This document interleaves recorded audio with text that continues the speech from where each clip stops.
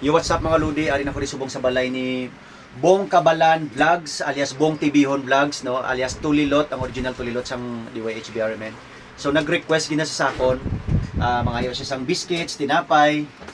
So ari na gintuman ko gid ang iya pangaya, no, ginbaklan ko siya sang biscuits, no.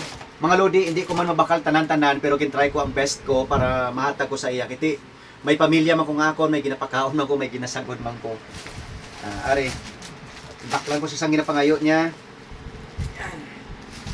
Nga ambanya pre tani taga kalagaw ka di sa akon, dali ko di pamahaw bisan biscuits lang. So mo ningin ano ko sa iya.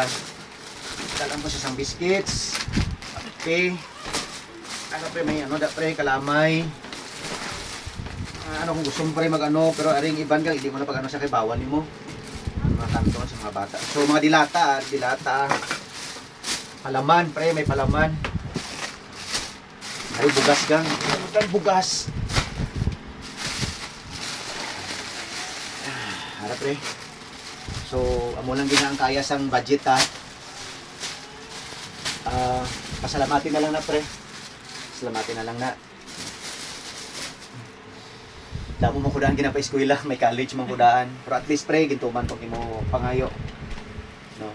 Kutob da sa may mga buluanon nga mga tagipusoon. Buligan ta akon migo. I-pin ko lang da sa comment section ng GCash kung sino gusto magbulig. Amo na subong update niya. Amo na ang pinaka-latest niya subong. Hindi niyo na siya makilala. Songaw na ang iya tingog. So amo lang na mga lodi, salamat gid. God bless all. Buligan ta nga i-pray si Bongbong nga mag-ayo pa siya para makaupod di pa sa malawig ng iya pamilya. Madamo gyud salamat sa inyo.